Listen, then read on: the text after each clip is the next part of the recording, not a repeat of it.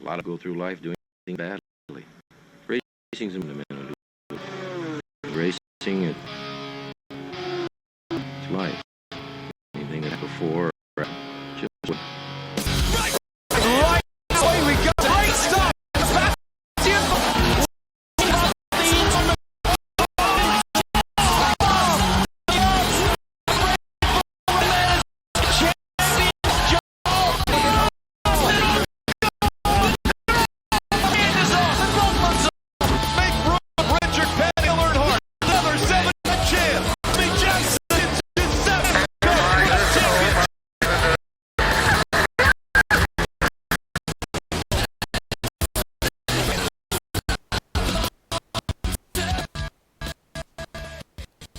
Hello everybody and welcome to round 4 of the AMS Oz Supercars series coming to you from Phillip Island.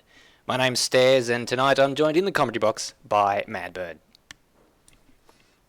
Very good to be here as we see Lewis Wedding doing an incredible drift through whatever corner that was. We're a couple of drinks in.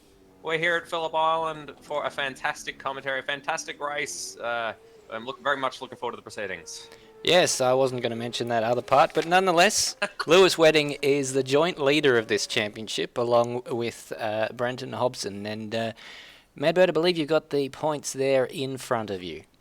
Absolutely. So Brenton and Lewis both on 37 points. We've got Aaron Thomas snapping at their heels with 36. We got Baker representing ARW. Good on you, Baker. 34 points down in 4th. Matt Williams and Brock Harvey following up with 32 and 22 points respectively.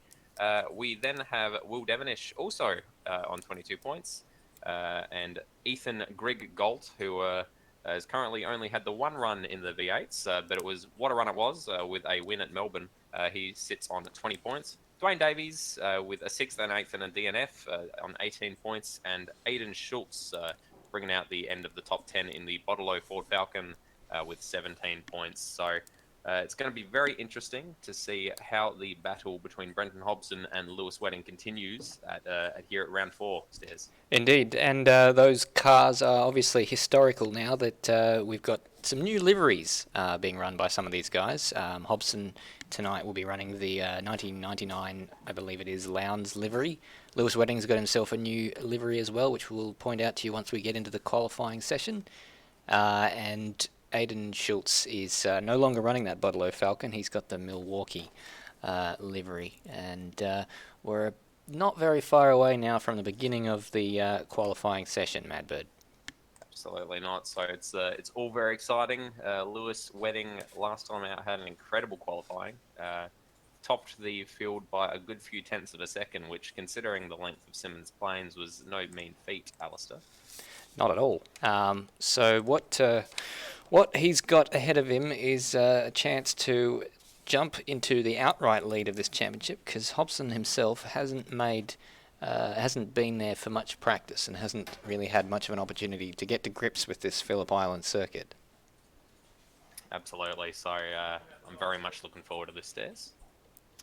So, well, no one's made it out into the pit lane just yet to jump the gun, as it were. We saw in Simmons Plains last week or last fortnight, I should say, that there was a huge amount of enthusiasm to get out onto the track very quickly, and they all ran out of laps, and there was a bit of a lull towards the end of the session. There was, and it was a very short track, so there was very little room for people to get out there to get some clear space, so hopefully less of an issue here at Phillip Island. That's right. Well, here we go. We got our first taker. It's the Shell V-Power car of Sam Dunstall, who is a promotion, as it were. He's gone up to the Pro AB rating. He raced last week in the Super Series for the in the Pro-Am Cup.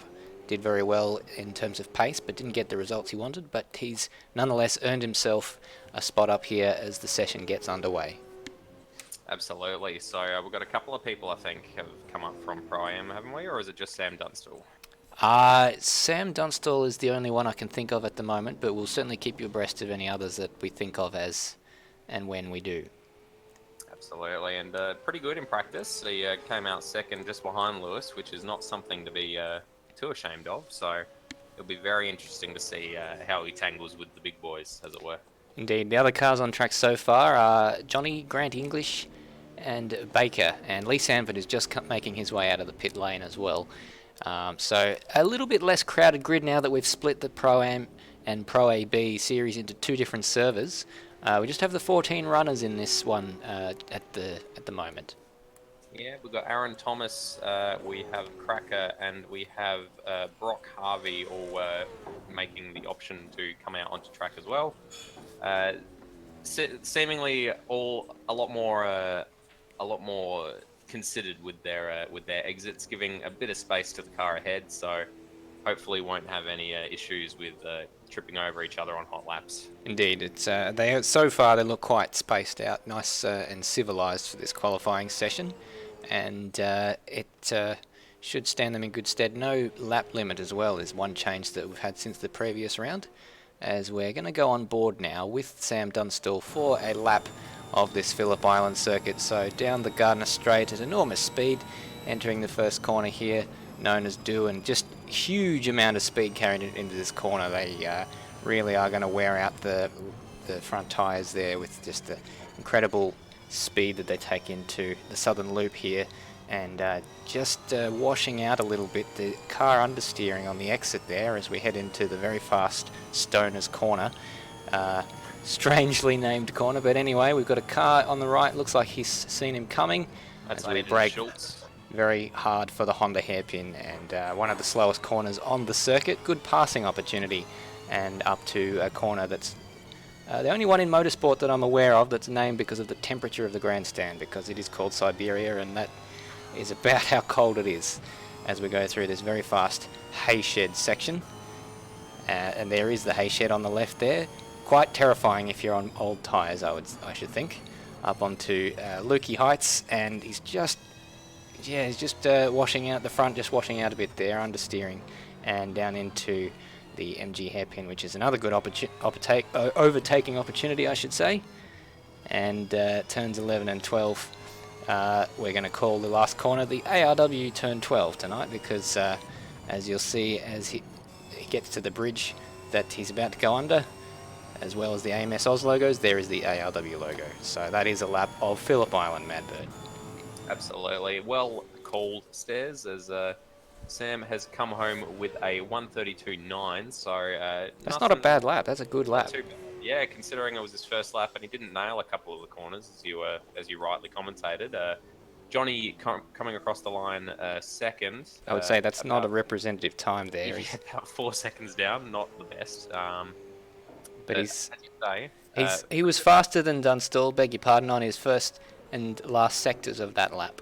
So he's just lost it all in that middle sector. So we've got Baker going second at the moment. Grant English has popped into third place. And Sam Dunstall is on another good lap by the looks of it. He's lighting up our timing screens as we speak. And we're going to wait to see whether we get another split. Aaron Thomas, incidentally, in the meantime, has gone into second place, about 4/10 down on Dunstall's first effort. Absolutely. We wait with bated breath for Lewis to make his way out of the pits, but it looks like he's not gonna rush himself. He's gonna let the others maybe tuck themselves out a little bit before he gets out onto track. He's still sitting there, just warming his hands in the pit. That's it. Well, he is. We saw it do this last week. He doesn't really care too much about getting out there quickly and setting those laps at the beginning of the session, because he knows, he's confident enough that he's got that in hand. And well, we saw Dunstall was only 3 thousandths down, and he's picked up just under a tenth of a second there on his best lap. So he's just gradually chipping away at that. The other man on track who was setting the timing screens alight was Johnny, but it looks like he's aborted that lap and gone back to the pit lane. It does. Lewis Wedding now leaving the pits, so we'll wait to see how he does in about a minute and a half when he gets back around to the start-finish line. This is sorry, to cut across you there. This is, for anyone who hasn't seen it yet, the Lewis Wedding new livery as he takes to the grass. So an interesting preparation on his warm-up lap there. But the number 89 Steel Series professional gaming gear car, a custom livery there. His team now called Loose Motorsport. So make of that what you will. Exactly. quite good products Steel Series do make. Got myself a keyboard from them. The lights have stopped working, but other than that, still good. Oh yes, well, good. Brenton Hobson, incidentally, has gone into second place, and he's very, very close to Sam Dunstall's time. So Hobson, and on this lap, it looks like he's going to surpass that pole position time because he's up by about a tenth on Dunstall's time as he enters the final sector, or the final corner, indeed, of this lap. As we wait to see him cross the line, looks like it's Ooh. going to be a fast one. No, He doesn't quite. He's chipped away, he's 300s behind, but he's lost something in that final sector. And we're going to stick with him because I think he may well have more in hand. Yes, indeed. Although we do have Lewis Wedding coming around the last corner, so I'll keep you abreast of his pace. Oh, and Hobbo's round. Well, we may well go back to watch that Lewis Wedding lap because Hobson obviously not improving there, spinning out at the southern loop. That's unlucky. I've done that myself. It can be a treacherous corner if you don't nail that braking. Get a little bit wider, and it's quite a hard turning corner. We've got Lewis sort of sticking the back out a tiny bit, but he's managed to hold on to it. So not a good start to the lap for Lewis, but as we saw during practice, he's able to pull it out regardless of how much he hangs that rear out.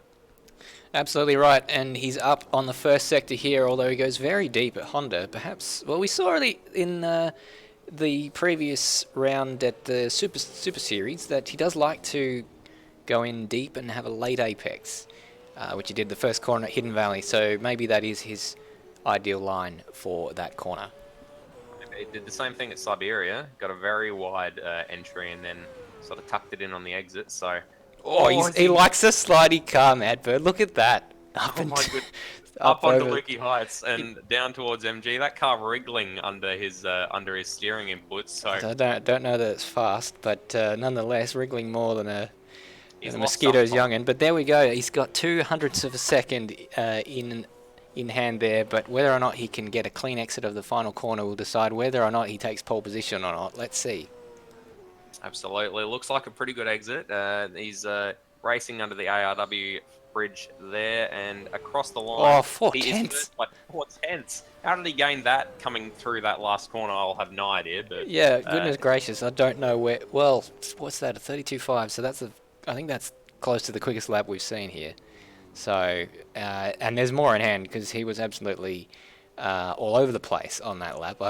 I shudder to think the condition his tyres will be in after the first stint of this race if he's going to be doing that all race. But well, he's throwing the gauntlet down to Brenton Hobson, who is about to start his flying lap in response. I do apologise to cut across you. Lewis has gone off at Honda, straight into the wall. Well, he managed to keep it out of the wall, but straight on at Honda, and has gone back to the pits. So not improving. No, an aborted lap there for Lewis. Deary me. Well, our attention now turns to Brenton Hobson because he is the man who, if anyone can pull something out of the hat, it's going to be him. He hasn't had the best preparation for this race. We saw in the Super Series last week that he had about half an hour practice because he gets stronger as the race goes on. And that extra half an hour was enough for him to get up to speed and set some blistering qualifying times, but he just hasn't had that practice this week.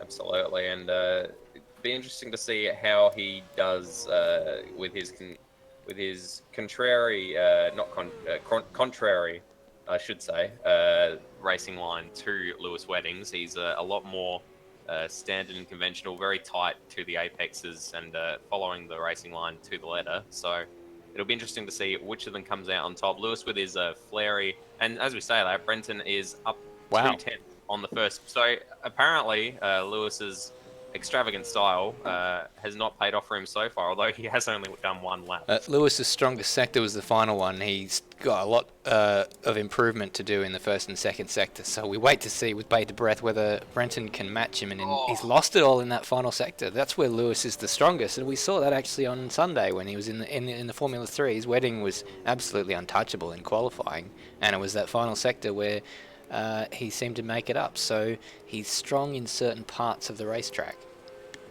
It's and I mean the last corner is a pretty important corner to be good on, because it doesn't matter if someone's faster than you throughout the rest of the track. If you can defend well and get a good exit out of that last corner, then they're not going to have you, and that's that you can get through an entire race. Oh, Brenton's just he was up by Oh Christ! a considerable margin. We're just going to go and have another look at that because we've got now the option to have a look at some replays. And just going back and watching Brenton Hobson, he was up by about 3 or 4 tenths of a second, and just coming into the Honda hairpin, just lost the back end and tried his best to just sort of rally or just drift it through. But it ended up not coming up for him. So we know he's got that pace. That's a huge amount to gain in one sector. Absolutely. So I hope that Brenton can pull together a clean lap, and Lewis as well. Obviously, I want to see both of these guys battling at their peak. I want to see who really is the best. But with laps like that, we're not gonna see that. They need to calm down. They need to just take a good hard look at themselves in the mirror and say, got to get this done. Well, that's right. One thing we know about Lewis is that he is an astute preparer. He prepares incredibly well for these races. He works out what he's going to do from a strategy point of view during the week. He figures out a nice setup, and he just gets himself in that zone. Whereas Brenton Hobson is one of those arrive and drive guys. He is fast no matter what you put him in. He may say he's not, but coming from iRacing land, I guess he's comparing himself to those aliens, and he mixes and matches it with the best up there. And here, of course, he's just a natural. Yeah, we know someone quite like that ourselves, don't we, Stairs? Yes. And Lewis Wedding is coming out of the final corner just now, so we'll see if he makes any improvement on his lap time. Johnny, in fact, that's his out lap, so he's not going to make any improvement on an out lap. He's starting his first timed lap now. Johnny has pipped Aaron Thomas to 4th place, but Aaron Thomas is up by about 2, maybe 3 tenths on this lap, so possibly looking at jumping up into 3rd place if he's had a good exit out of the final corner. Johnny's not very far away from Sam Dunstall there. He's about half a tenth of a second, and there you go. Aaron Thomas has jumped up into 5th place with the peep. Or he was already in 5th, I beg your pardon, wasn't he? He improved, but didn't improve enough. He was about 2 tenths up going through the 2nd sector, but must have lost it coming out of that last corner. Well, Wedding's about half a tenth off his best first sector there. I should say the first sector on his best lap, which isn't necessarily his best sector. Ideally, you want to match your best sectors up in the same lap, but if he can keep it clean through this middle sector, there's time to be gained here. Because we saw how messy he was on the previous lap, just around Lukey Heights. He'll want to be cleaning all that up because this track is really hard on tyres, and he'll be wanting the one pit stop. It looks like it's going to be a one pit stop race with the fuel sort of looking like it's going to last around about 17 laps at the maximum. But he's up by a tenth, so it's very small margins we're talking about here. Absolutely. It's a 32 lap race tonight, I believe. That's right, 32 laps, distance of 142.23 kilometres. And, I mean, we've done some simulations, as Lewis does indeed knock another tenth off his time, so Hobson's job gets ever more difficult. But speaking of, he's up by 4 tenths on that, and 3 tenths on his PB, which just goes to show that his first sector was better than Lewis Wedding's. Absolutely, as he's coming through the final corner, which Lewis Wedding did so well. So it'll be very interesting to see if he's managed to pip Lewis here. And he's done it, tenth and a half. So Brenton Hobson has thrown down the gauntlet to Lewis Wedding. So a 32-2, we're inching ever closer to the 31 mark, which looks like it's possible. But they only have one more opportunity because the timer has just ended.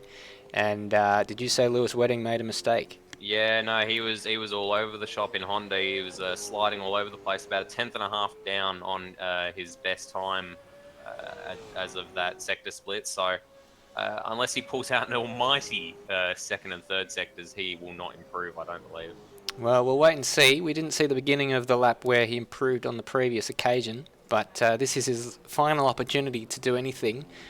He's been in the top of the timesheets for most of this session, but Brenton Hobson at the death, and yeah, look at that, 5/10 down on...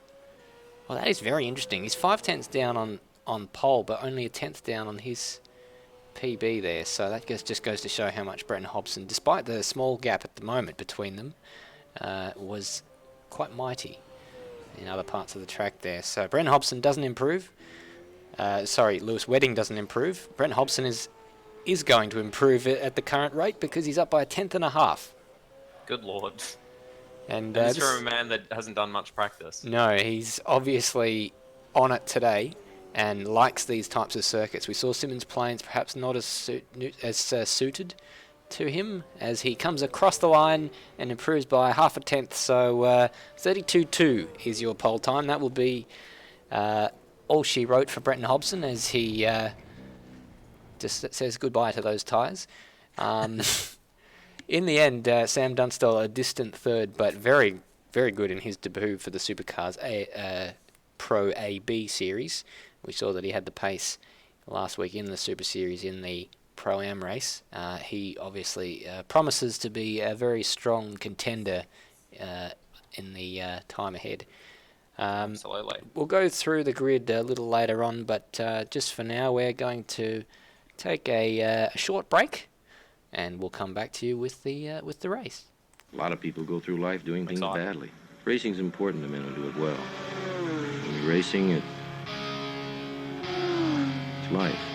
Anything that happens before or after, just waiting. And it's lights out and away we go. It's a great start from Sebastian Vettel. We come up the inside. They run, but the Red Bull Racing man has got through. The champion's done the job. They're all gone. They're all gone. Tander's off. McLaughlin's off. Make room. Richard Petty and Dale Earnhardt. There's another 7-time champ. Jimmy Johnson wins his 7th NASCAR Sprint Cup championship.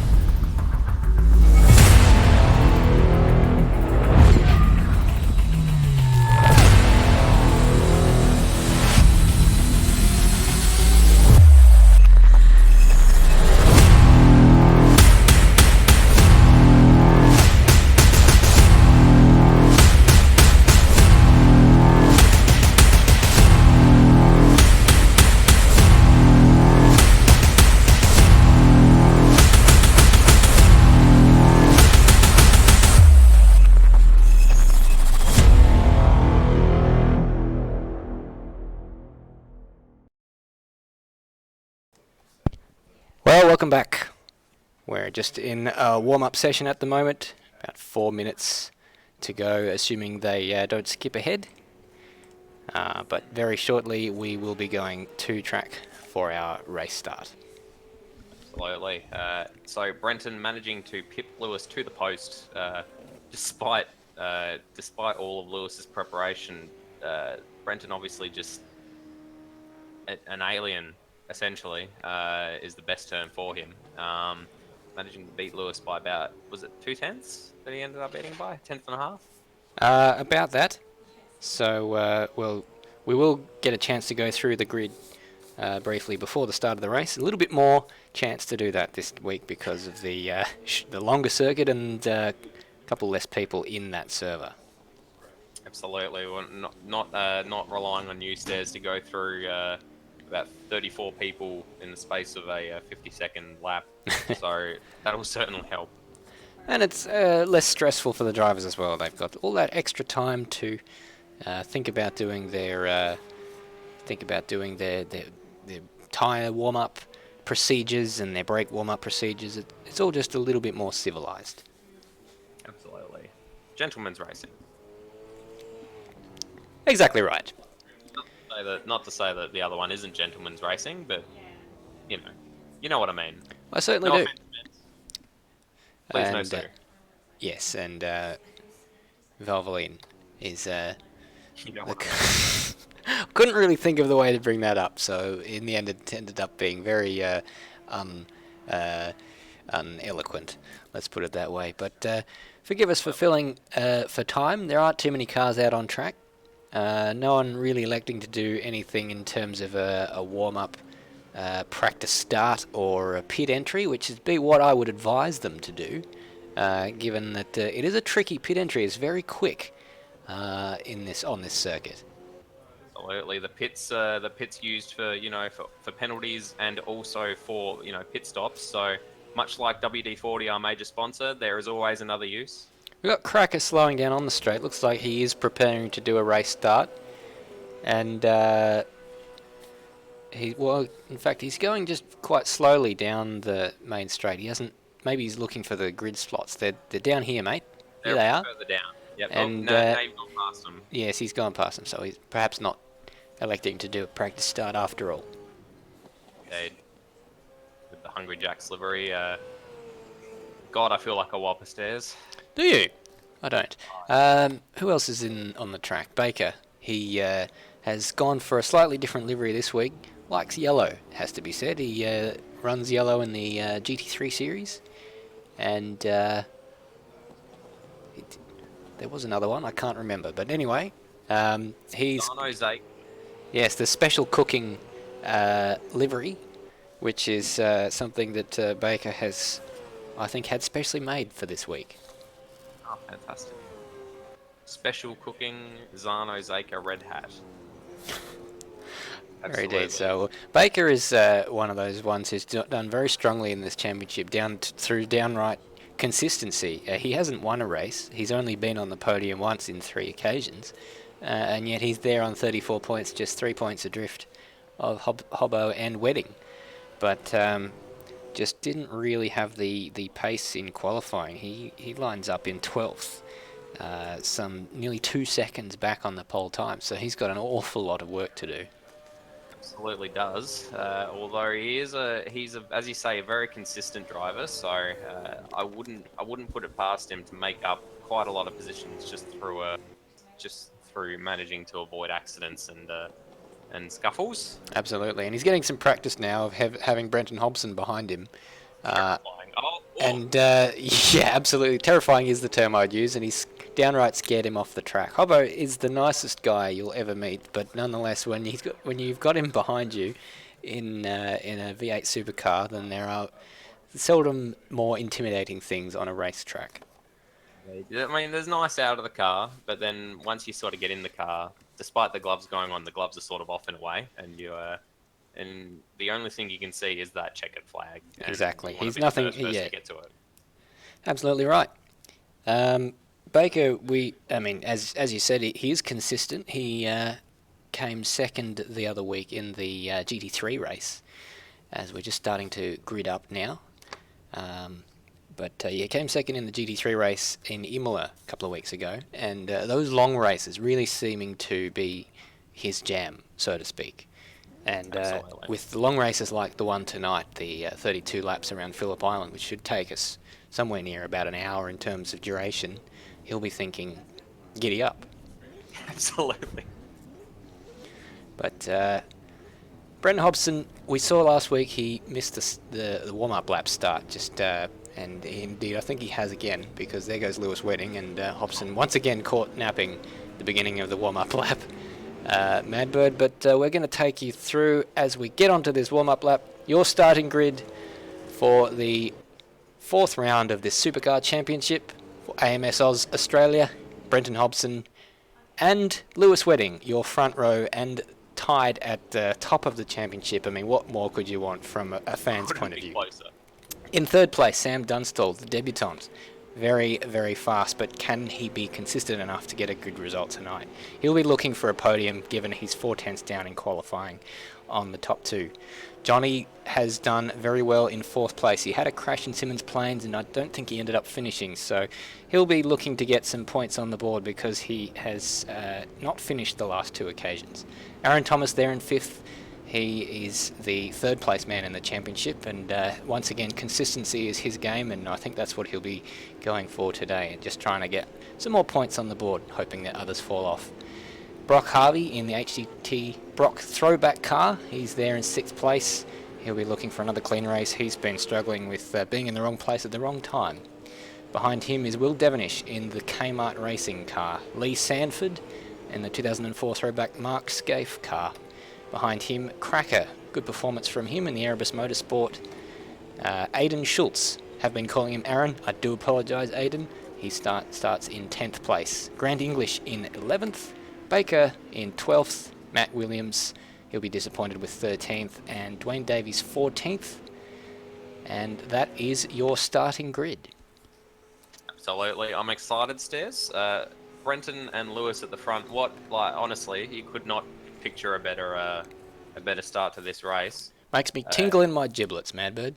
Absolutely. I'm very excited to see which of them gets into the first corner first, and indeed if they both get through in one piece. Well, we saw last week that the better start was Lewis Wedding, and he got into the first corner first, but wasn't able to keep Brenton Hobson behind him. So that will be a talking point if something like that happens again, and it's a very tight grid, it has to be said here, and Lewis Wedding just having to reverse a bit to get onto his starting box.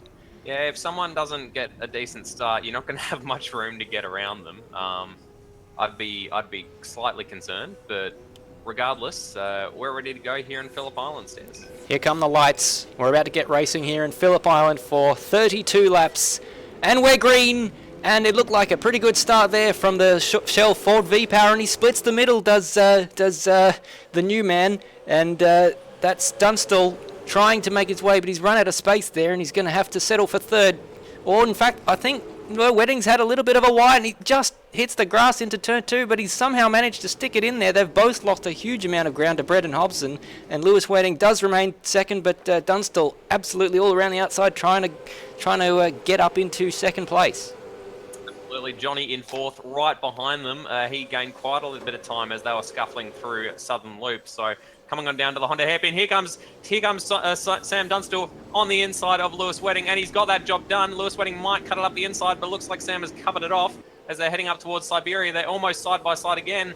Lewis with that inside line, and he's going to have it back, I reckon, and Sam loses back down to third. So Lewis already scrapping to maintain his second position as Brenton walks away with the lead. Amazing race. Wedding just had no confidence on that start. I have to wonder whether he's gone for the hard tyre, which is a terrible tyre in my opinion. It doesn't seem to have any speed at all, but given the amount he was sliding during the practice session, maybe opting for the harder tyre so he can extend that stint length out a bit.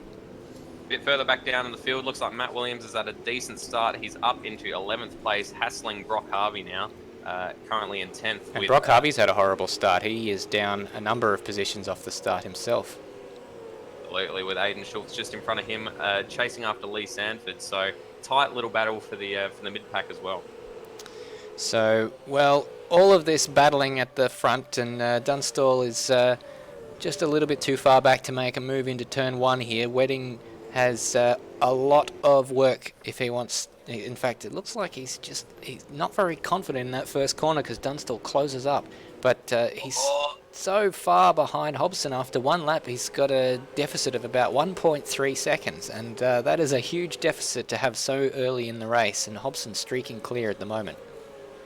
Absolutely. So Lewis would be looking at Brenton's headlights, tail lights, as Lewis loses a bit of grip on the inside of the Honda hairpin, manages to hold it together. He would be looking at the tail lights of Brenton Hobson, walking away. Sam all over his rear currently. Wedding's driving in his mirrors more than anything right now, and Brenton Hobson is saying thank you very much, Sam Dunstall, because the newest addition to this championship in terms of our competitors racing is doing him a hell of a favour, but one wonders whether he actually needs it. Absolutely. Brenton showing his nous in qualifying, tipping Lewis by a full couple of tenths. So certainly slamming down his authority on this race, and Lewis at the moment doesn't seem to have an answer for it. Has to be said, there are some notable absentees tonight. Corey Ott, who we saw ended up with a penalty last week for corner cutting, and Jamie Snow, who had a strong result, also not here tonight. So unfortunately for us, it means that they're not going to be up there in the fight, but it's a good chance for these other guys like Dunstall and Johnny to get some big points. Absolutely, and it looks like Cracker has had a shocking first 2 laps, from 9th down into 14th, so he's lost 5 positions in the first 2 laps, much to the gain of everyone else. Baker's giving Brock an awful lot to think about right now. He started 12th and he's currently in 12th, but he's aiming to improve as he tries to get off. I believe they're just going through the hay shed right now, and he's trying to make Brock. Oh, we've got some smoke up ahead. This car's going sideways. Oh, sorry, we're in, not the hay shed. That was Honda hairpin. I beg your pardon, as Williams is on the back of Aiden Schultz and Lee Sanford is battling hammer and tongs with Grand English. So we go on, he's round. Lee Sanford's round and out of Siberia, and he's going to lose a huge number of positions there. Everyone goes up one, and Lee Sanford still trying to recover to the track. He's down to last place, and how quickly things can turn from hero to zero. Absolutely. I did say that Cracker had lost an incredible amount of time, but it just goes to show how close the field is. Everyone's still within probably a few seconds of each other at this stage, despite the fact that they're all different on pace. One little mistake and you lose all those positions. So hard luck for Lee Sanford. Him and Grant were battling for the last couple of corners. Was shaping up to be a good battle, which we're now deprived of. Matt Williams is giving Aiden Schultz a bit to think about, and he's just chipping away. He's up into 9th place, so obviously got that position when we saw Sando. Oh, Lewis Wedding's off! Lewis Wedding's off! We didn't see it happen. Sam Dunstall through. Sam Dunstall is through into second place. Lewis just got wide. We're just going to see a replay of that one, just looking at that as we speak, and as he comes through into the southern loop. And looks like he just carried too much speed into the corner and plain understeered off the track. And he's currently all over the back of Sam. He doesn't want to let him get away with this one, but Sam defending very well, considering he's not overawed at all by having the previous race winner right behind him. He's putting that car on every apex he needs to and holding that second place. So disaster for Lewis Wedding. But it's a long race. We're only 4 laps into it, which means that we have 28 still remaining. But one has to wonder whether Lewis Wedding is going to have the tyre life to remain in it, because it certainly looks like Brenton Hobson has checked out. He's 5 seconds ahead. And this battle for second, I mean, there's still quite a few guys who Johnny would consider that he's still in this battle somewhat. He's only about 2 seconds off. And Devonish and Aaron Thomas behind it, they're still in the reckoning as well. Their lap times are all fairly similar. Dunstall and Wedding are both in the 33s, and Johnny and Devonish and Aaron Thomas are in the low 34s. Sorry to cut across you. We've got Matt Williams overtaking Aiden Schultz into Dewan Corner. By the looks of it, don't know if he'll be able to get it stopped in time. Looks like he has. But Aiden will have the inside line if he manages to hold onto it, but he doesn't. Slots in behind Matt Williams. Covers quite nicely. That was a clinical move from Matt Williams, an experienced racer and our CEO, so we don't say anything bad about him. But Matt Williams in the scruff V8 there, up into 8th place, so he's continuing an excellent performance from him that we've seen so far. Up 5 positions off the start.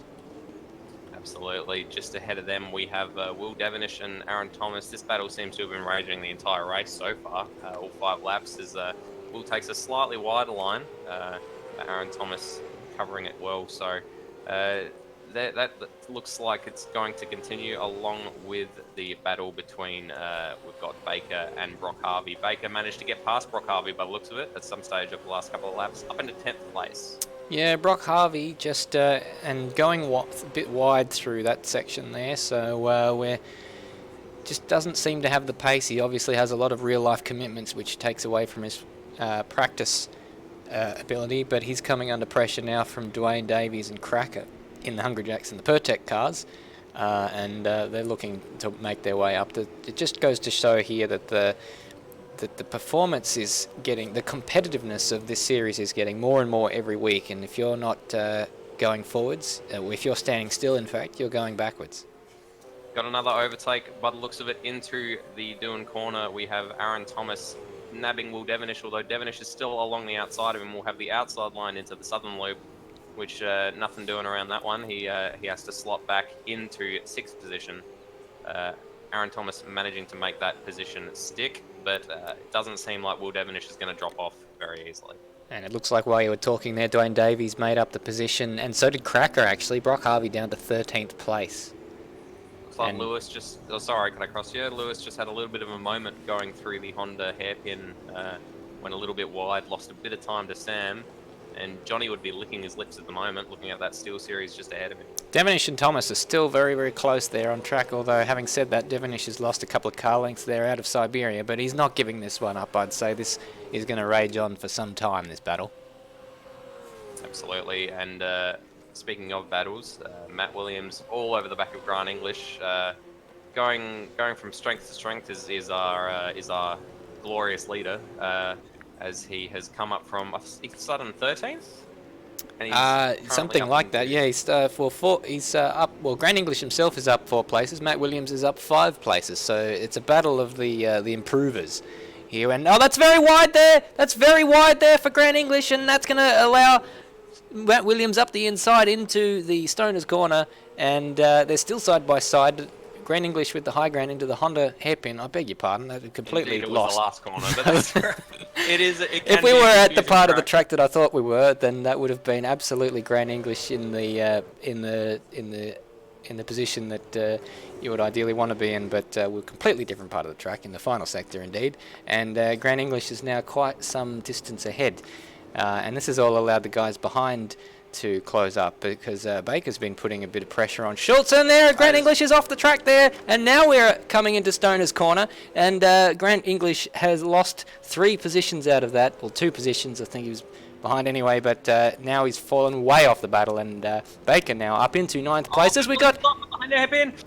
He Goes is straight off. Where is he? Is he Coming recovered? back out next to Grant English, so the battle is destined to continue. Apparently, they cannot find a gap between the two of them. Grant losing on the last corner, but somehow getting past Matt back into the Doohan corner. Matt Williams just thought, well, Grant, I miss you so much. I would like to continue this battle, please. And what a generous man. He decided to go off the track intentionally to just to let Grant English back into the fight, because, well, no, I kid. He obviously will be absolutely spitting chips inside that helmet, because he had, up until that point, had been doing an incredible job to move his way up through the grid, and all to be undone in one small disappointing moment. Baker would be smacking his thighs together and screaming giddy up at the top of his lungs as he's gotten through into 8th place, and is now chasing off behind Aiden Schultz down towards the first corner. Might have the job done with the benefit of a slipstream, but he is just a little bit too far behind. He had a look to distract Aiden Schultz there, and Baker just... Brock called it in the commentary box on Sunday night. It's called the Baker burn. He just keeps at you. He hammer away at your rear end for enough laps until you make a mistake. And with a lap count as many as 32, that's bound to happen. Absolutely. If you look at his bonnet, he has a hashtag on there that says "Speak Freely," and I imagine that anyone in front of him, looking in their rearview mirror, seeing that hashtag, would be freely speaking a large amount of expletives. Exactly. We're just going to quickly update you there on the battle for 2nd place. It's still Sam Dunstall leading that one over Lewis Wedding, but Lewis Wedding, who's currently about half a second behind Sam Dunstall, is closed in, and on that previous lap he was about 0.6 faster, so that looks like Wedding's bringing himself back into this fight. Absolutely, although Johnny in 4th place, only about a second down on Lewis Wedding, so certainly not a foregone conclusion that Johnny won't be on the podium at this stage. Of course, still got another 18 laps to go. Yes, quite a long time. Go even. I can't do maths. Yes, we've got actually a bit of chance now to talk about the pit stops, because there is a compulsory pit stop in this race, and of course, even if you were able to, you wouldn't be able to make it on fuel. Even if you can make the tyres last for that incredible amount of time. But there will be probably, on the numbers we're looking at in the practice, a pit window somewhere between lap 13 and 19, although it'd probably be a little bit more like lap 15-ish that we'll start to see people coming in and then being able to make it to the end of the race. Depending on people like Wedding, obviously having higher fuel consumption than those, but Wedding is all over the back. He might be saving some fuel even in that slipstream because he's all over the back of Sam Dunstall right now. Absolutely. Thought he was going to try to go for the inside there, which would not have been pretty into turn number 7. Going into Lukey Heights. But he remains behind going through MG. And Sam has a very unsettled exit. Bit of a wiggle for both of them. Bit of a wiggle from both of them, as you say. So Lewis no further behind than he was previously. Only 2/10 down on Sam at this stage. So you would expect him, with the assist of the slipstream, to have this job done going into the first corner. I don't know that he was close enough. Oh, he's closing in on that slipstream. I think Lewis Wedding is going to have a look. Sam Dunstall's gone for the inside. He's going to force Lewis Wedding to go around the outside, and he's just going to say, are you brave enough? Are you brave enough? Is he going to get it stopped? Has he got enough speed? It looks like he's going to have the inside line for the southern loop, and Dunstall is still not giving this up. He's trying to drive around the outside. If I was Wedding, I'd drive him, escort him onto the grass and say, no, but he doesn't need to because he's actually got enough of an advantage that he can take his regular racing line. But there's an opportunity down here at the Honda hairpin and Wedding. Oh, he's having to go defensive. He's on the tight inside line, and he's just got to get it stopped and cut that apex off because Dunstall's going to go for the switchback, but looks like he's got that job done.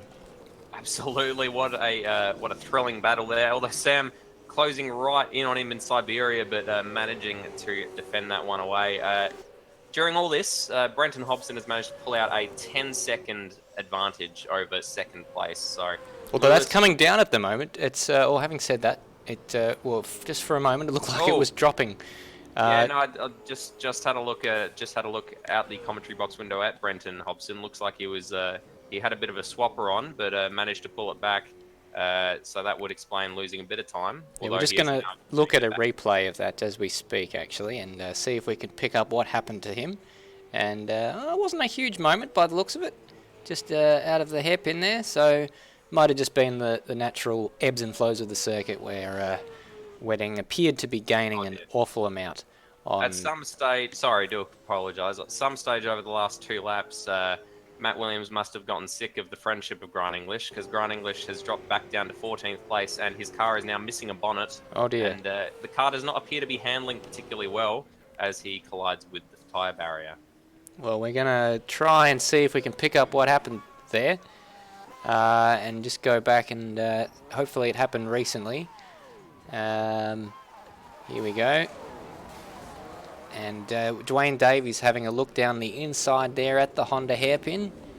And did he get yes, he was escorted. There was a little bit of a touch there. Dwayne Davies into Grand English there and went straight into the wall on the inside there of the Honda hairpin. And then for good measure, he's reversed and then driven straight back into the wall. So that is unfortunately what happened to Grand English. And he now looking like he's stopped at the side of the track and is retiring.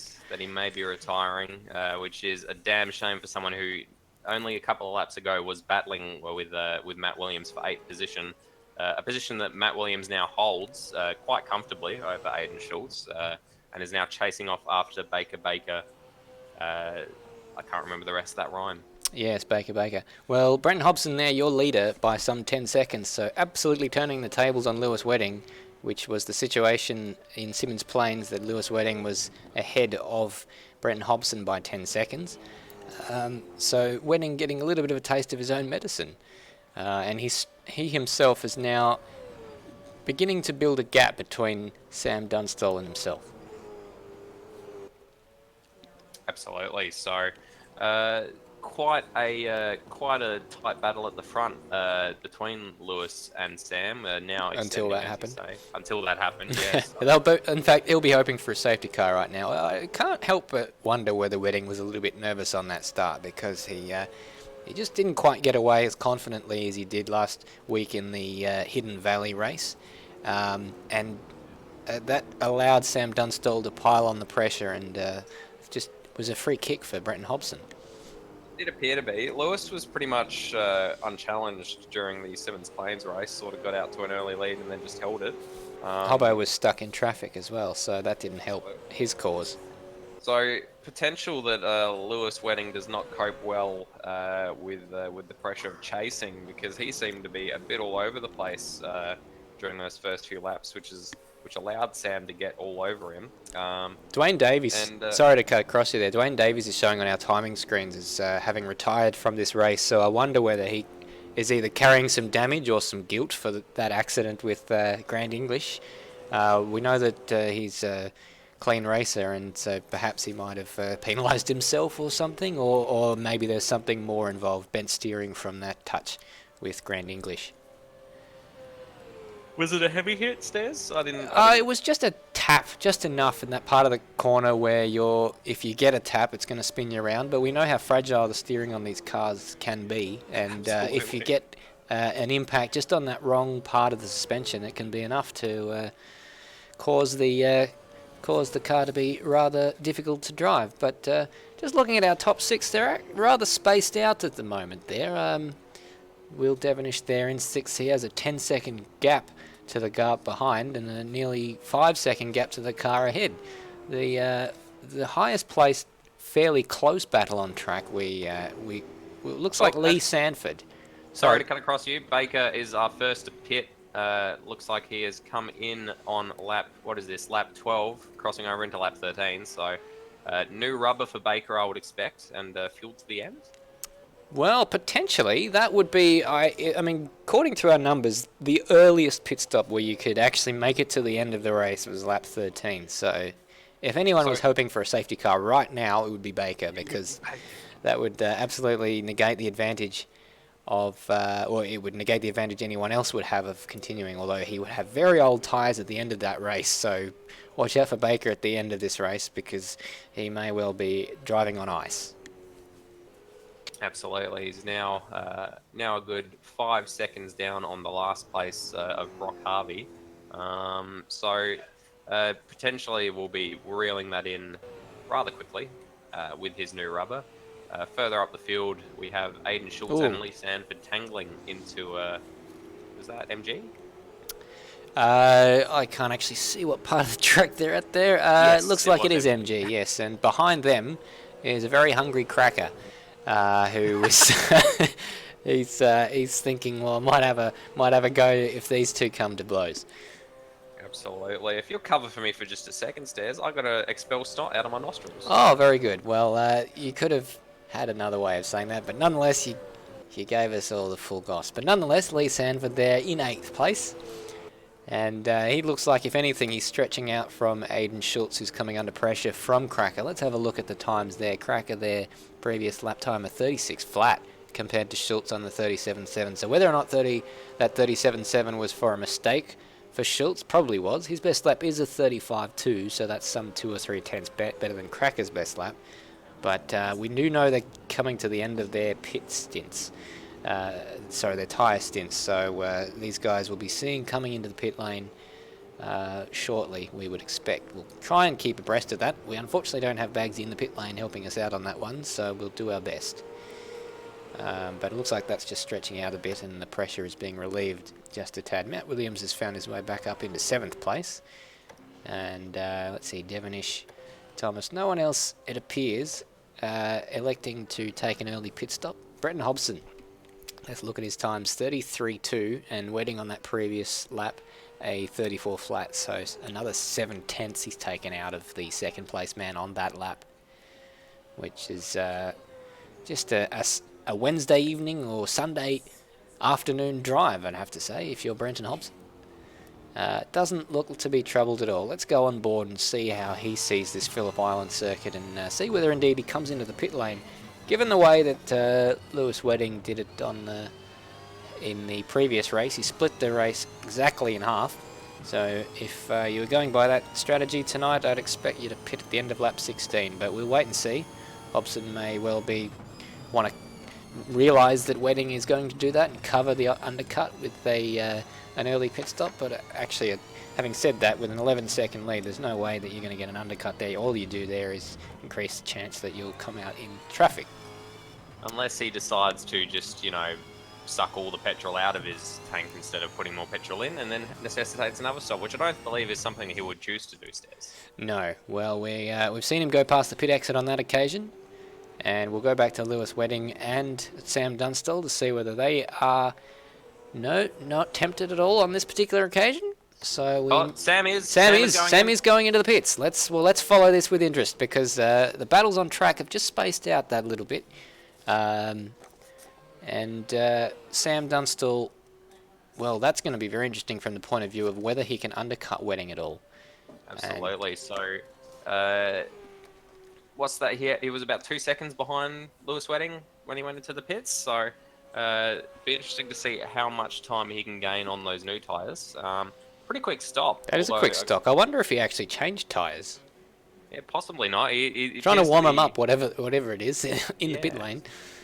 But he's come out there, and well, that is very interesting, because I would have expected a pit stop to be a lot longer than that. He's come out in 6th place, and thankfully, from his point of view, he doesn't really have much in the way of traffic. He's got a 10-second gap to the car ahead, which is Will Devonish in 5th place. So we're going to sort of jump forward to the guys at the front to see whether they react to this from Sam Dunstall. I just saw Lewis Wedding getting his 2 right tyres out on the grass, going through the hay shed. So I was slightly concerned for his mortal coil, but he seems to have held on to it. So Hobson's in the pit lane, so he's reacting straight away. Lap 16, he's splitting the race exactly in half.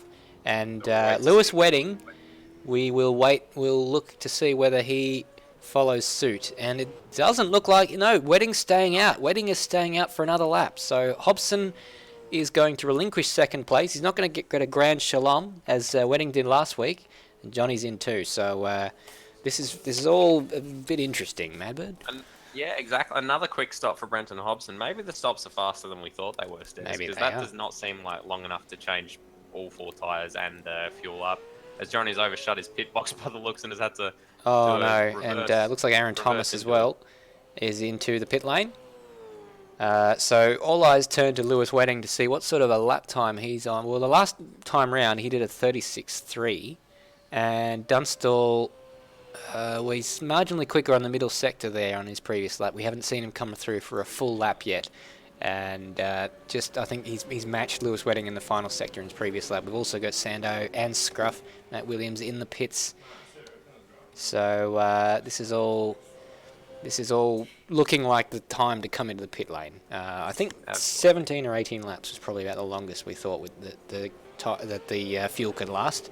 And Hobson comes out there behind Baker. So Hobson, I beg your pardon, Johnny. So let's have a look to see whether what sort of a gap Lewis Wedding has. 14 seconds. Yeah, I don't think that would be enough, Stairs, to somehow maintain. No. So maybe Lewis just hoping to stretch this first stint for as long as he can and have fresher tyres to attack as he comes into the pits. And he's come behind someone else, and they've got out the way, thankfully. And Brock Harvey would know he doesn't want to hold up Lewis Wedding, and that was unfortunate timing if you're Lewis Wedding. And his pit box looking like it's in a very convenient spot there, right by the entry. Here comes Brenton Hobson going through the last corner, so he will take the lead back as Lewis is still stationary, just getting going now as he gets sideways, just slamming on that throttle and heading out of the pits. But Brenton with about a Devonish in as well. 7, 8. Well, Dunstall 9. is coming down the straight now. And it looks like he has closed in just a little bit, but I think Wedding is still going to be fairly comfortable here ahead of Dunstall. About a 1.3 second gap, which is marginally smaller, I believe, than it was before, but Wedding now with fresher tyres by some 2 or 3 laps. Absolutely, and Brenton Hobson with a 12.5 second advantage over Lewis Wedding after those pit stops. So waiting hasn't worked out for Lewis at all by the looks of it. He'll be hoping that those tyres come to him towards the end of the race, whereas Brenton's, sort of press their hands against his face and say, no, go away. Wedding just struggling on at the hairpin there, just went a little bit wide of the apex, and that allowed Dunstall to close up a lot, and he's up the inside there. It's Siberian, here he goes. There's a change for second place, and Dunstall's up into second there for Wedding relegated to third on those cold tyres. So just that extra lap of getting some temperature into those tyres has given Dunstall so much more grip. He's streaked away. He's a second ahead of Lewis at this stage. Lewis just probably shaking his head. His hands the hands coming off the steering wheel, going, "What can I do to get this back?" As he's locking up, going into MG and chasing off. Now a second and a half down on Sam. So not a good outlap. You must say, for Lewis. Has to be said, Dunstall coming into the pits again. Lewis is coming into the pits again. Oh no! Is it a? We didn't see anything about a penalty or anything. Has he not got the fuel on board? Potentially. It didn't seem like it wasn't any shorter than the other drivers have been. So wouldn't be damage. Potentially, but I mean. And he's missed his pit box as well. It's all gone up a creek there for Lewis Wedding, and he's dropped a position. And now he's lost the position to Aaron Thomas. No one else is going to have to pit again. Maybe he just felt like. Will Devonish is coming around the last corner as well. Has also taken the position. Lewis down into fifth. So I need to know, Stairs. We need to get Lewis in here after the race. We do. Well, we're not going to find out because we don't have a pit reporter to ask him for us. But that is an absolute disaster. Lewis Wedding, who was the man looking like the most likely to challenge Brenton Hobson for the win today, is down into 7th place with a disastrous pit stop strategy. What happened there, I do not know, but what can he recover? He's down there in 7th place. He's 3 seconds behind the next car, which is Baker, and he's very close to Johnny, so he could potentially get up to 5th in the foreseeable future, and maybe Devonish. I think Aaron Thomas is perhaps a little bit too far up the road. Oh, maybe. He might be able to get himself back on the podium, but it's going to be a tall order from here. He will need to be pulling out quali laps every lap to pull that off, I would expect, Stairs.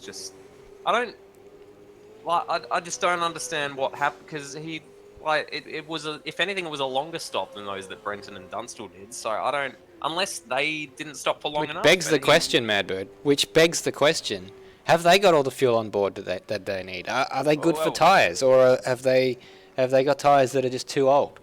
Very possibly. We could get to the end of this race and everyone's coasting to a stop on the last corner, and Lewis just breezes through. Well, Brock Harvey, sorry to cut across you there. I've just got word through that Brock Harvey is out with Bombay belly, so that's unfortunate. Definitely not in a racing car. That what you want is something that forces you to get off your seat onto another seat. So disaster there for Brock Harvey. So maybe it goes some way to explaining his lack of pace earlier on tonight. Yeah, definitely. And we wish you well, Brock Harvey.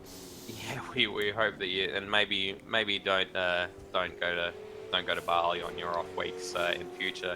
I say I do like a spicy korma. Sam Dunstall overtaking Cracker.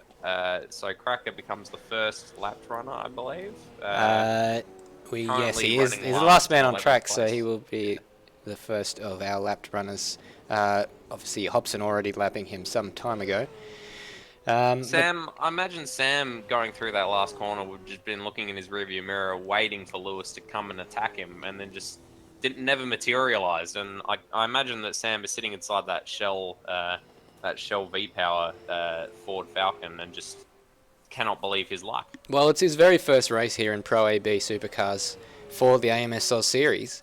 Say that quickly, it's a mouthful. But here he is with his first podium staring him in the face, and all he's got to do is keep it on track, which sometimes can be the hardest thing because he's got a 12-second gap ahead and a 17-second gap behind. So he's racing himself. He really just needs to keep his nose clean, and he's going to come home for a podium. And maybe easier said than done for some. Will the pressure get to him? Absolutely. Meanwhile, our second place on the grid holder, Lewis, hunting down Baker, currently 4/10 behind going into the first corner. Not going to have the job done yet, but as I say that, he dives to the inside, takes to the grass, but it looks like he's held it together and has got that job done. So Lewis is on a mission here to gather back any position he can. he would be, assuming that he isn't a strategic genius and has realised that everyone else is underfueled, he is just on a mission to gather back any position he can. He would not be happy inside that helmet. Well, Again, unless you're right, unless you're right, and it is a strategic masterclass from Lewis Wedding. He's got a lot of work to do, but he was 3 seconds faster than Baker on that previous lap, so that was an absolute, absolutely a given. Stonking. But the car ahead of him is Johnny, who we haven't really seen what's happened to Johnny because he's sort of fallen back. He was in fourth when Lewis Wedding was in second, which should have elevated him to third when Wedding had his issues. And he's running currently around about the same pace as Wedding. They both did a 33.5 on the previous lap, but he's down in fifth. And so somehow Thomas and Devonish have got through, whether it was in the pit stops or whether an incident unseen. Johnny has had some issues. I believe Johnny lost fourth place to Aaron Thomas while he was in the pits because he missed his pit box and had to reverse into it. In the meantime, Aaron Thomas pulled in front of him. So beg your pardon, we did see that. We got that one out of the way. I had no idea how he lost the position to Will Devonish after that, but it looks like he's setting off after him, about 2.5 seconds up to Will Devonish. And Johnny's got the headlights on, so he means business. He's not, as you said, not that far behind, 2.5 seconds. And given the pace that he's running, he should catch Devonish because, Devonish's fastest lap is about a second slower than Johnny's, and he's closed in by nearly a second on that last lap. So keep an eye on Johnny, like we didn't. Exactly. Lewis about 0.3 faster than Johnny on the previous lap, so he's not going to be reeling him in at a rate of knots at this rate. Although he does seem to have had a much better run through the middle sector here. I'm still gobsmacked, Stairs. I am. We're here in the commentary box with at a loss for words, to be honest, because Wedding has gone from a seemingly comfortable podium position to struggling to get into the top 5. And it looks like Johnny's had some issues or something because Lewis has caught about 0.5 on him during the Lukey Heights and MG corners. Now 3.5 seconds separating them. So Lewis would be saying, "Yeah, Johnny, you just keep locking those tires up. You keep squirreling away. I'm just gonna gobble you up for breakfast and work my way back up onto that podium like some sort of hideous python." Well, Johnny's Special K was 0.4 slower there than Wedding on just the middle sector alone. So whether or not he's struggling with tyres, Wedding obviously with the newest tyres of all, which is the only good thing about the pit strategy that he's selected, is going to have an advantage in that regard. Absolutely. 3 seconds now the advantage, although quickly climbing between Lewis and Johnny. So at the front we have Brenton Hobson with an 11-second advantage over Simon. Sorry, I don't know why I keep going Simon Dunstall. Sam Dunstall. Sam's closing that in, if anything. Yeah, I was about to say, I believe that's come down from about 12 seconds. So that's possibly partly Brenton Hobson just easing off a little bit, noticing he's got a comfortable lead and not wanting to Bennett trying to push from the lead. So he'd be leaning back a bit for sure. But Sam's still doing incredibly well on his debut. Yeah, well, that gap just still sort of holding in that 10.7 mark. I mean, what's that? Well, 35.9 that last time around for Brenton Hobson. So you have to think that he's had a bit of an off somewhere on that particular occasion because that's not the sort of pace we're used to seeing from him. And it's now dipped beneath, just briefly on that timing screen, it dipped beneath 10 seconds. Absolutely, yeah. The Brenton Hobson's best lap of the race so far, a 1:32.7. So almost more than 3 seconds faster than his last lap. So even with a bit of lift and coast, you would expect he would not be losing that amount of time, as the gap is now about 9.5 seconds. Yeah, another 5/10 of a second there. So, interestingly enough, Hobson was deathly ill last week and managed to pull out the double-double, 2 wins and 2 fastest laps. In fact, I think it was a double-triple. He got the pole positions as well. Even despite being up to his ears in Codrils and Lemsip. But, from all accounts, he I mean, I haven't heard that he's still suffering from that cold, but maybe it's coming back to bite him here, because now the gap's down to about 8 seconds. So has he hit the wall and has some damage of some sort? Because, well, looking at that his sectors here, he's done a 32.2 in the first sector and a 43, and Dunstall a 31.3 and a 41.8. So he's taking seconds out of him in each sector.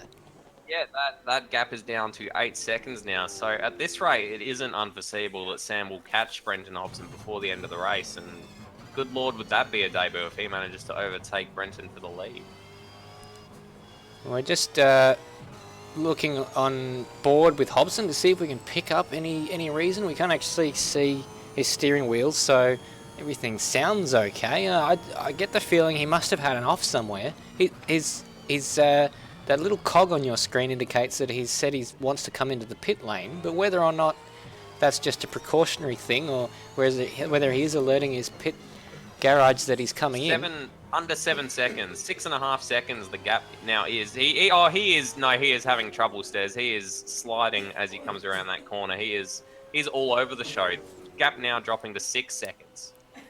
We could be on the cusp of something historic here at Phillip Island, because Sam Dunstall is now in the shot in the background there. Brenton Hobson has had his lead halved in the last 2 laps, because it's now under 5 seconds. As we're watching it, the gap is visual almost now, because Sam Dunstall is closing in at an enormous rate of knots. He's closed in another second on that first sector, a 43.9. He's gone into the pits. Brenton Hobson is into the pit lane, and he's barely making it. He's on the grass there. Is he even going to get it stopped before he gets to the point where you've got to put your pit limiter on? Sam Dunstall goes through the last corner, and on his debut in the AB series, takes the lead of Phillip Island round 4. This is an incredible series of events. The Shell V-Power fans, look at them there, cheering, standing completely still, as we've got Brenton leaving the pits. Is he going to come out ahead of Lewis Wedding? Lewis Wedding there in 6th place. And Hobson, it was a quick stop. Whether or not it was just for damage, he's somehow only lost 1 position in that, and but he's got a 20-second deficit to Sam Dunstall, which just goes to show how much those two were in a class of their own.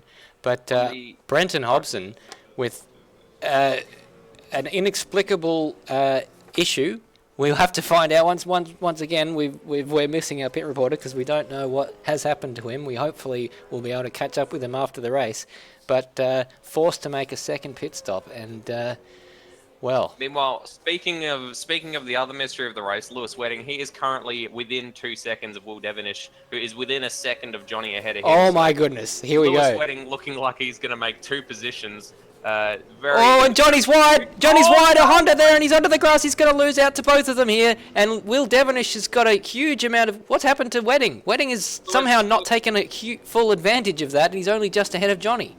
Wedding went incredibly wide going into the Honda hairpin. He was around the outside of Johnny, and as Johnny went wide, looked like Lewis went out onto the grass as well. So Lewis, the race just won't come to him at this stage, Stairs. Like every time something seems to be going right for the man, it just seems to fall apart, much like my Steel Series keyboard. Having said that, he has made the position up on Johnny and does seem to have the pace advantage over Will Devonish, and both of them are going to be closing in up on Will Devonish at a rate of knots, given the previous pace that they've showed. So, well, who knows? This race just keeps on throwing up surprises after we thought it was something of a foregone conclusion. Your current race leader, by the tune of 20 seconds, is Sam Dunstall, and behind him is Brenton Hobson, who was winning this race by quite some margin. Aaron Thomas in 3rd place is, well, I thought for a moment there that Aaron Thomas was going to go through in front of Brenton Hobson, in which case he would have been the provisional leader of the championship after this round. But, I mean, what consistency he has shown tonight. Absolutely. It has been insane as we see Lewis here overtaking Will Devonish fairly easily through Stoner, coming down towards the Honda hairpin, but Will Devonish got the inside line. Oh yeah, he's got the high ground there, and if he's probably gonna escort him onto the grass and saying there's no way through here into Siberia. It's actually quite polite. In fact, a good run from Wedding. He's got a huge amount of grip out of that corner, and has just out-dragged him through to Siberia. But Devonish isn't going to give this one up at all. Absolutely, I'd say probably a little bit too polite there was Will Devonish. Quite a British name, and in so doing, he just said, "After you, sir," where he should have been like, "No, mate, you're not coming through this. This is my corner." But didn't do that, and Lewis took full advantage of it. Yes, he thanked the butler on the way through, and he's now disappearing into the kitchen. What have we got? Aaron Thomas is about 6 seconds ahead, so with just 5 laps remaining, he's going to have a job on his hands to catch Aaron Thomas. It doesn't look like he's going to be fast enough to get onto the podium, but what little solace there was in Brenton Hobson's whatever it was the issue was, he'll know that Wedding is 2 places behind him, and so he's going to become the leader of the championship after tonight. But they're all quite close on track. Just set the fastest lap, Brenton Hobson. So what was that? A 31.9, and Dunstall was very slow on the previous lap, a 35.5. So this isn't over. This is not over at all. It isn't. It definitely isn't. I mean, considering how the rest of the race has gone, Stairs, I would not put it past this race to fling up another couple of surprises for us. But at the moment, I'm just going to take my hat off to Sam Dunstall up there, managing his lead 15 seconds, or the better part thereof, ahead of Brenton Hobson. Well, Hobson took 3.5 seconds out of him on the last lap, so this is going to be a grandstand finish, whatever way you look at it. Dunstall's going to be shaking in his boots right here, because it's his first race, and he's looking down the barrel of a race victory. But he's got Brenton Hobson behind him, and he's got to keep it clean. He's got to try. He's got the impossible task. He's got to drive fast, but he's got to drive consistently, and he's got to not make mistakes. Absolutely, it's for a new driver especially. It is indescribable the sheer terror that you have when you find yourself in a position like this. Like it seems absurd that you'd be scared that you're in first, but you have nothing to gain and everything to lose when you're in that position, and the pressure can easily get to a driver. And Sam currently, he knows he's got a good 14 seconds on Brenton Hobson. He can afford to give up a couple of seconds a lap. He can afford to take an easy line around the track, because he is going to, at this stage, come home with a decent lead over Brenton Hobson with only 3 laps remaining. Well, we're going to eye those sector times with a huge amount of interest, because there are going to be 3 laps remaining at the end of this lap, and he will be hoping that those come as quickly as they possibly can as he goes through the MG hairpin. And Brenton Hobson taking a huge amount out, down to 12 seconds just in this lap. So that's 3 seconds before they've even got to the final ARW turn 14 final corner there. Turn 12, I should say. I've added a couple of corners to the circuit. But we'll wait as they cross the line to see what the timing screens show us. Meanwhile, oh my God! Further back in the, we'll need a replay of that. Further back the field, Matt Williams, while battling with Lee Sandford, has lit it up coming out of the Honda hairpin. Has lost an incredible amount of time. And more drama. We've got Will Devonish and Johnny coming to blows. Looks like in the hay shed. Johnny currently in 6th, Will in 5th. They've been battling for a couple of laps, but yeah, it looks like quite a bit of contact. I came in just as Johnny was T-boning Will Devonish, so not too polite, but it looked like Will Devonish was stationary anyways. Yeah, it looks like Johnny thought that Devonish had gone wide, but then outbraked himself into the corner there, so that's how that happened. And then for good measure, as they were flick spinning it around, Devonish managed to hit Johnny again. Maybe probably not undeserved, to be honest, after that, but they're very tight there for 5th and 6th place. Oh, Baker is off at, I can't even tell, is that the Southern Loop? He is off. Oh, he's got engine damage. That's the end of Baker's race. The most consistent driver in ARW, in AMS Oz, and he's blown his engine somehow, whether or not that was contact with the wall or something else. We wait to find out.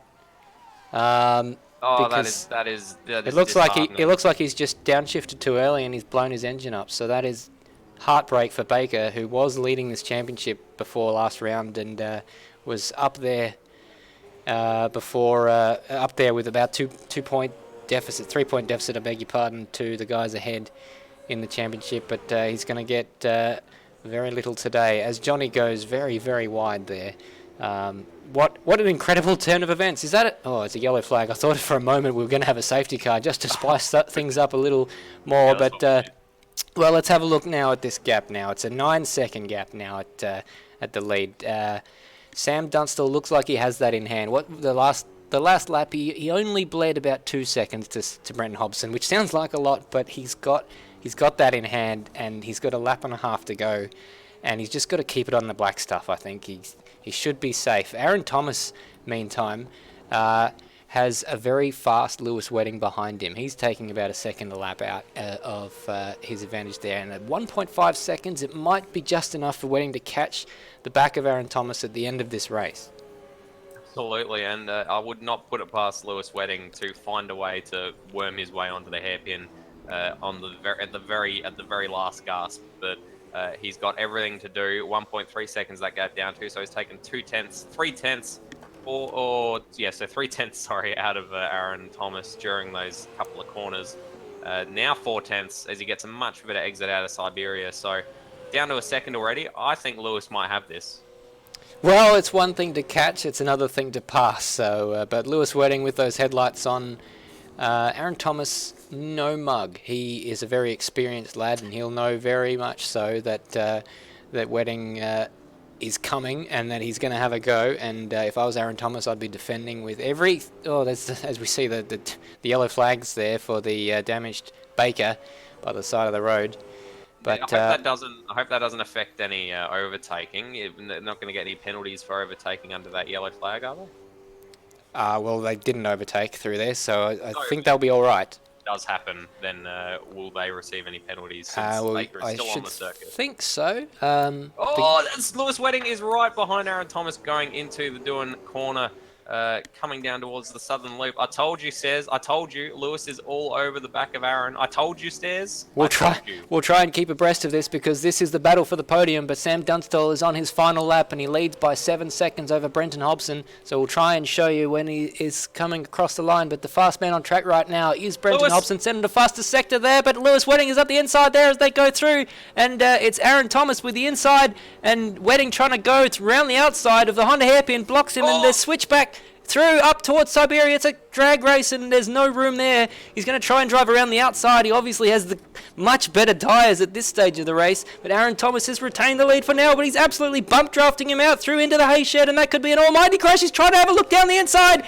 but he's not going to make it through there. He's going to try and get it into the right place through into Lukey Heights. He's gonna have a go into MG unless he gets it done around the outside. We got Sam Dunstall coming through to win his race. Sam Dunstall wins the race, and Brenton Hobson comes through into second. We're going to rejoin this battle now for third place because we've had this incredible battle, and Wedding has lost out to Aaron Thomas, and Aaron Thomas is going to come home to finish third.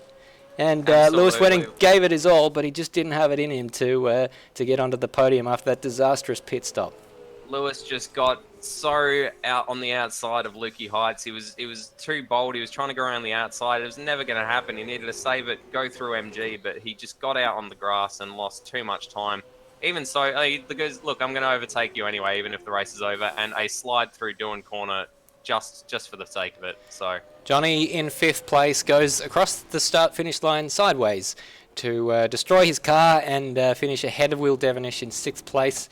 Lee Sanford is going to take 7th ahead of Matt Williams, who didn't really move any further forward than 8th after his good start. And Aidan Schultz there in 9th place. Cracker has already finished a lap down there. And, well, here is your race winner, Sam Dunstall. It's his very first race here in the Supercars series, and he is your race victor. What an incredible performance. What more can you say about this man? He had a bit of luck, it has to be said, but when the pressure was applied, the gap in the end, 5 seconds, so Hobson took a lot of that gap out of him, but he was able to answer it. And I think one of the two major questions in everyone's mind is exactly what did happen to Brenton Hobson. Why did he pit a second time? And we do actually have the man himself here now to answer that question. So, A lot of Hobbo, people what the go hell through life happened? doing things badly. Hey guys, how's it going? Yeah, that was a bit of a muff up, wasn't it? I didn't realise I didn't A lot take of people tyres on go my through first life stop, doing so things badly. I got Racing's down to around important about, to men I who don't do it know, well. 15-20% on the front tyres. I think it was on the right-hand side, and I think it just blew. I think I popped the tyre there and couldn't Oh, limp it to the no. finish, so had to come back down again and grab some fresh boots. But that was a mistake on my part, but hugely frustrating. I We bet. were certain you had damage or something with the way that car was crabbing around, but yeah, 19 lap old tires will probably do it as well.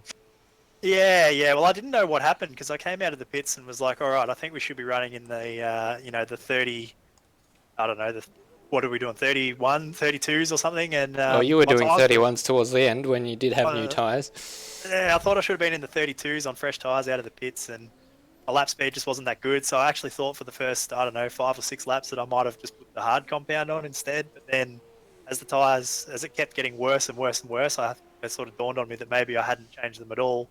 So I sort of looked in the black boxes down there in the corner, and yeah, lo and behold, I was down to sort of 20-something% all round on the tyres. And I wasn't sure what happened. I've never had them that low before, so I thought I might try and limp it back to the finish. I had about 12 seconds, and I was sort of feverishly taking the fuel out of the car in case I had to stop, so I didn't have to take fuel as well. And then next thing you know, it just stopped turning left. So I figure I must have blown a tyre. Yeah, well, we saw it on the timing screens before we saw it immediately apparent on our screens that you were bleeding time to Sam there. But obviously some solace to you in the championship battle is that it looks like the same thing has befallen your closest rival in this championship, Lewis Wedding, because he had to make what looked like an unscheduled pit stop himself. Yeah, quite lucky actually when you think about it like that. You know, I'm so disappointed that I didn't capitalise and get those extra few points for the win. But I guess, like you say, it's a little bit less painful to deal with when you know that your nearest rival in the points also had a bit of a problem. So, any gain's a gain. We'll take it and learn something for next time. Yes, Absolutely. well, congratulations anyway on a second place that you obviously earned in that first part of the race where you were streaking clear of everyone else, and which gave you the gap to enable you to make a second pit stop and still come out in second place.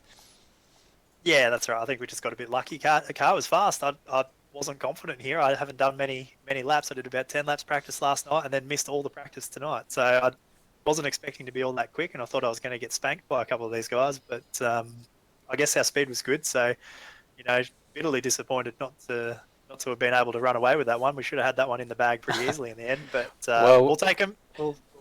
Absolutely. Well, I mean, from our point of view, it certainly spiced the race up from our perspective. But another man who had an eventful race there. Thank you, by the way, Brenton, for joining us. It's fantastic to finally get you into the box for an interview. We've also had Matt Williams, who you had a fantastic start. You were making up positions left, right, and centre, and then it all sort of changed after that. Oh, the whole thing was pretty awesome, in my opinion. I think it was Schultz for the first half of the race I was battling with, then Sanford at the end. Yeah, we only just caught you battling with Sando and then losing it coming out of the Honda hairpin. My heart was breaking for you after an intense couple of battles. He did it on purpose, didn't he? Yeah, of course. That one of Sando was going pretty much from the pit stops, and the one with Schultz was going till the pit stops. So, but I saw Baker in the pits. I think I was about 5 points behind him in the championship, and I thought I'll back off a bit. And I look in my mirror and Sando's there and think, I'm not backing off. Then Fair enough. out of Honda, the back tried to come round, and I thought, all right, maybe should have slowed down a bit now. And well, we've also been joined by the man who was in second place, but it looks like, Lewis, you had to make an unscheduled pit stop, and it was the sensation of the race until Hobson had his unscheduled pit stop. So, Lewis, just run us through what happened. Well, it was just a scruffy race altogether. We're coming into the race, and I wasn't actually feeling I'm feeling okay, but just concentration-wise wasn't there. So my pace just wasn't quite there, and then felt okay. Opening 2 laps, dropped back, made some silly mistakes, and then battled away with Sam there for a while. And every time I passed, it would stuff up. Finally got ahead of him and stayed there. And then on my inlet, I went off the track, so I thought, okay, I might lose position here, but I set my fuel so it would be perfect. And then pitted, and they didn't put tyres on, so Oh no. so I had to come back into pit. So I realised about two corners in, okay, they haven't changed the tyres. So I think I was fiddling with the settings, and then Sam got past me and then pitted. And then as I was the settings I was fiddling with, aside from obviously changing the tyres, was fuel. I didn't want them to put extra fuel in. They put extra fuel in, so I had, I think, 3 or 4 extra laps, which I didn't exactly want. And then from there on, it was just, okay, I've got to really concentrate to sort of get something out of it. Insane that you and Brenton both tied in the championship. Both had the exact same bad luck with your pit stops, and unfortunate for you, I guess, that it didn't happen to him and not you, because that would have been what you needed to get yourself back into that race. Yeah, it would have been perfect, to be honest. But I think with the way things have been today, it probably wouldn't have been fitting, to be honest. He was the fastest driver. I know, obviously, Sam's done a really good race. He made the less amount of mistakes, and got the pit stops right, which is what you need to do to win. But yeah, it would have been good, but I don't think it would have been deserved today. Well, humble words from Lewis Wedding. Tell us, you made your bid for the podium on that final lap, and it looked like you had it for a moment there, but it just wasn't to be. Tell us about that battle with Aaron Thomas. To be honest, I left it a lap too late. I'm not really confident with my braking in these cars, especially into the hairpin, which is the best place to pass. So sort of tried to hold on and do what I did to I can't remember the previous guy I passed. Will Devonish, Yeah, I reckon, was. Yeah, I passed him in a similar way where I hung on around the outside at the hairpin and passed him into the left hand afterwards. I tried that and it just wasn't quite there. And then going to Lukey Heights, I was saying to myself before I go in, just take it easy and he'll run a little bit wide and I can get on the power and get around him. But just rushed it and ran wide and just made a meal of it. It's exactly what I was screaming internally, not into the microphone. I was just watching. I had a terrible view of you just with the bottom half of your car obscured by the crest, and I could see your car bouncing up and down. I'm like, oh, he's on the grass. That's not gone good. Yeah, it was just scruffy. I think it just summed up my race. Just that overtake. Just couldn't quite get the overtakes done cleanly at the start, and obviously at the end there when I had a good chance. And even when I was telling myself to take it easy and just relax a bit, I just rushed it. So just wasn't my day today. Well, I'm sure you'll have plenty more opportunities in the weeks ahead. We're going to be heading to Perth next. So how do you feel about Barbagallo Raceway?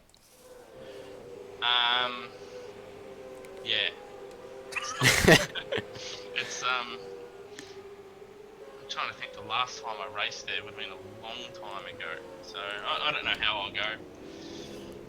I'm sure it'll be entertaining regardless. Yeah, very short. Supercar go-kart track kind of layout, very fast in some places, so could be interesting. Obviously the front tyres going to play an important role, so hopefully I can get a setup. I can make a setup that'll we to look after those, and hopefully Hobbo obviously forgets to change his tyres again and I don't. Well, yes, somehow I don't think that he'll make that mistake again, but given you probably won't make that same mistake yourself again. So we look very much forward to the next round. Just a recap of the points. We haven't actually gone over the points post-race, but Brenton Hobson, with that second place, obviously retains his championship lead. He now has a 3-second advantage over Aaron Thomas. With that podium, he is on 51 points in second place, and Lewis Wedding, you're on 50 points in third place. And then a bit of a gap there. Matt Williams finishing 8th, he's down on 40, and Baker with his late race engine failure on 39. That's about all that we have for you tonight. Obviously, join us in 2 weeks' time for that next round in the AMS Oz Supercar Series. I beg your pardon, I'm so used to saying ARW. And then on Sunday, of course, we've got round 3 of the GT3s coming to you from Adelaide. And the Super Series continues on the May 3rd with round 6 at Winton next week. Having said that, my name's Stairs. I've been joined in the commentary box by Madbird. Yeah. And that's about all we've got for tonight's stream. Thank you very much indeed for watching, and bye for now.